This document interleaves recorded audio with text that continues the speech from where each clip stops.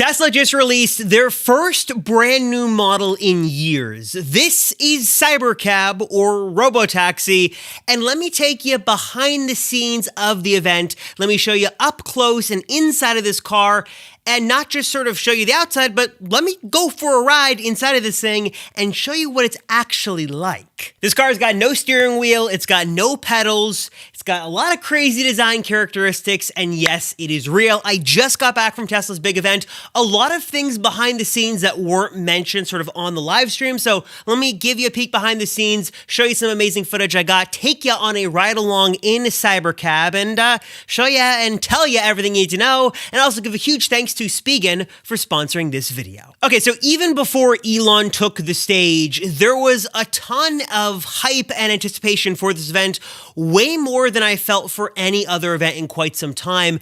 And what's also so interesting about this is, besides that one spy shot of the wrap Tesla, nothing for this event leaked. CyberCab really didn't leak. The Robo van, or whatever that thing's called, this monster, this didn't leak as well. Tesla did a great job of keeping everything under wraps, so when Elon finally did take the stage, there was a ton of anticipation for what was to come, and we got a couple of big reveals and a couple of big moments that no one saw coming. So the star of the show, of course, is CyberCab. This is like the long-awaited Robotaxi that actually looks a lot like the renders suggested. It's got butterfly doors that open like this and will automatically open and close. It's got the traditional four wheels here. It's got two seats on the inside, and like I mentioned, no pedals, no steering wheel, just one giant display. And I know the design of this thing is a little controversial. It's very much akin to Cybertruck. A lot of the same DNA there, so it's got that very cyber-themed design. It's got the light bar on the front and the back, which actually I think might give us some hints and clues as to what's coming with Model Y Juniper, but more on that in a little bit. Just a very interesting design. It's got these really cool wheel covers on there, and we don't know what the material is, assuming it'll be stainless steel or something like that. They didn't really say at the event, but a very interesting design that definitely, again, is following this cyber-esque theme, and yeah, definitely gives you Cybertruck vibes, especially with that light bar on front. You can't miss this thing driving down the road. Now, obviously, this is a smaller, compact vehicle. The whole goal of this for Tesla is to mass produce these at scale and also be able to deliver them at an under $30,000 price, which is what Elon said on stage. But also it is, he mentioned, beefed up a bit to have extra processing power, both extra processing power that could be used maybe when the car is not being used for a run. So if it's sitting idle there, Tesla could use that compute power. And it's also using Tesla's new Hardware 5 or AI5 system that's got a bunch of cameras to make its autonomous magic driving happen. I did notice a couple of cameras. There's a front bumper camera, there's a rear bumper camera, there's the traditional camera suite on the front. I didn't notice any cameras on the sides. I'll have to do a little bit more digging after I get this video up to see what anybody else spotted, but it did have the new Hardware 5 system that should be powering all this to give you the best full self-driving experience. And the big difference here between full self-driving supervised and this is that this is full self-driving unsupervised. You can sleep in this, you can go on your phone, you can do whatever. You're not supposed to be responsible for this, as the car can drive you. There's a really big display in here as well. I don't know if this is 20 inches or maybe even bigger. Definitely, to me, feels bigger than the screen on Cybertruck, which is currently, I think, at 18.5 inches, the biggest screen Tesla has on any model right now. It's a really big screen in there, and I'll give some more impressions in a moment on my sort of first drive here. But yeah, it's a very sparse interior, but it's meant to be that way, and definitely meant to be something you're going to notice as it drives to pick you up. And overall, the idea with this car is sort of twofold, and what Elon sort of touched on at the event. The idea with this car is, yeah, it's a robotaxi. It can go out, it can drive all day, pick people up, do its thing. Also, by the way, no charge port, wireless charging for this thing, which is interesting. It's supposed to be a moneymaker and sort of more utility, but also the flip side of that is that all the Teslas the company's currently making now, SX3Y Cybertruck, will also have this full self-driving unsupervised capability. They actually had a couple of Model Ys there, actually a lot of Model Ys there, driving around at the event with no one in the driver's seat, just driving people around doing the exact same thing, showing that you don't have to have a cybercab just to do this thing. So this sort of goes to the idea that Elon always said about it being sort of a mix of Airbnb and Uber, that you have a ride-sharing platform, this car does, but also Airbnb, where you can sort of submit your own car to the fleet and have it make money for you when you're not using it, and then sort of have a company come back to you when you need it. Now, of course, all of this is still very much in the air. We wouldn't see a CyberCab until 2026, before 2027.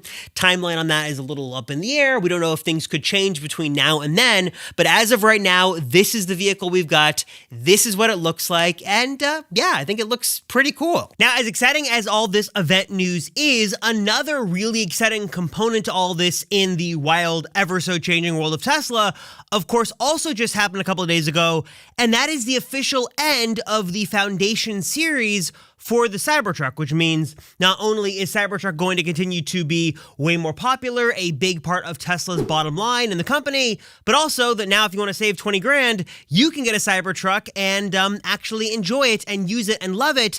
And if you are looking to buy a Cybertruck or really any Tesla in 2024 or 2025 and beyond, you've got to get the best accessories.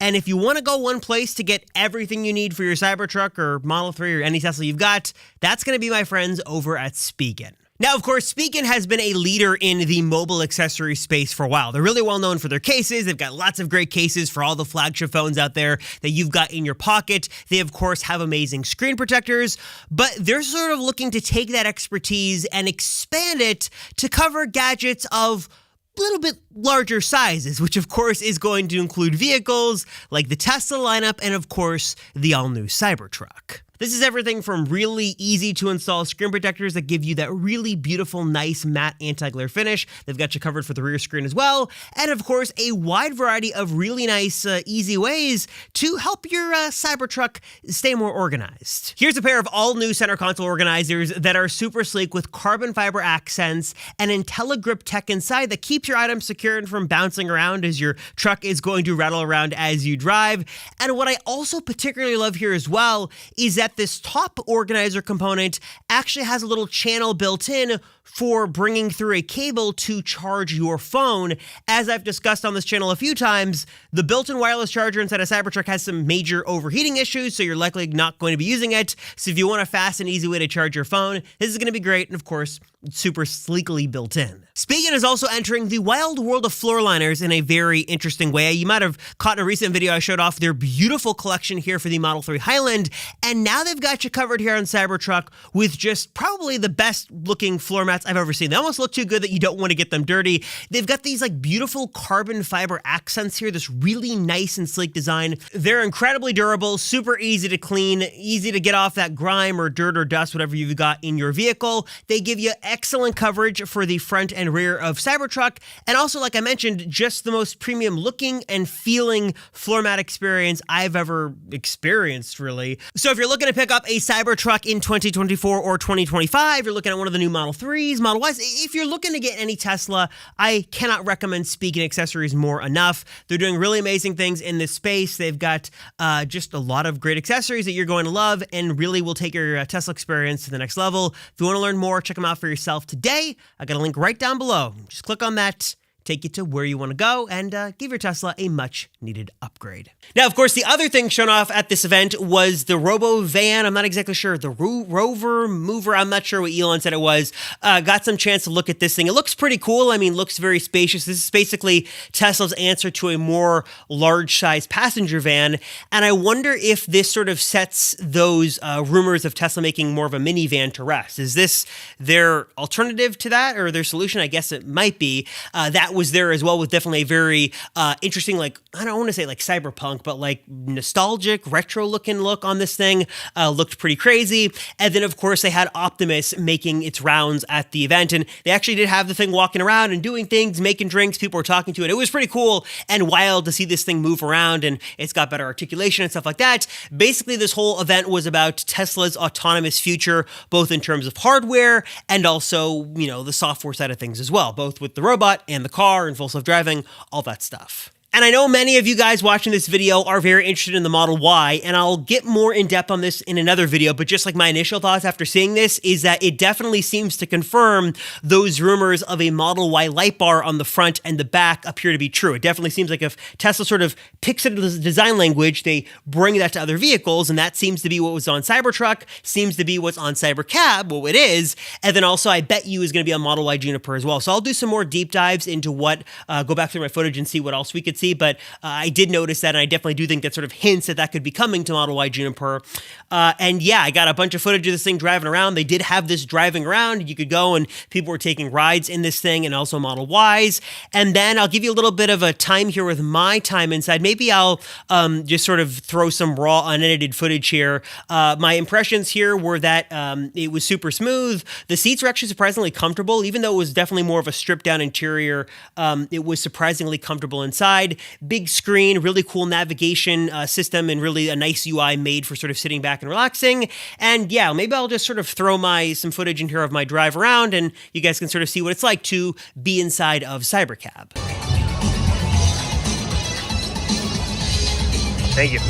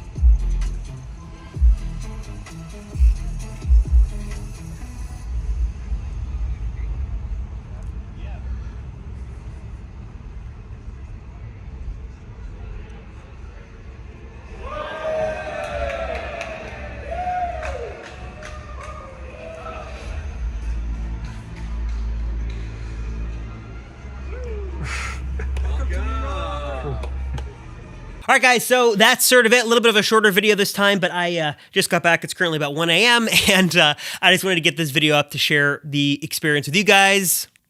My camera battery died, which probably means it's an opportunity for me to go edit. Just want to say thank you guys so much for watching. Again, sorry for the little bit of a shorter video here. Just want to get this video up and to give you guys an inside look. I'll have lots more coverage on CyberCab and all this stuff soon. If there's something you guys want to see, let me know. But yeah, that's CyberCab. Let me know your thoughts down below. You in, you out, you buying one, you think it's cool, drop a comment down below. Let me know. Thank you guys so much for watching. I'm Robert Rosenfeld. I'm going to edit this, go to bed. Appreciate you all. See you in the next one.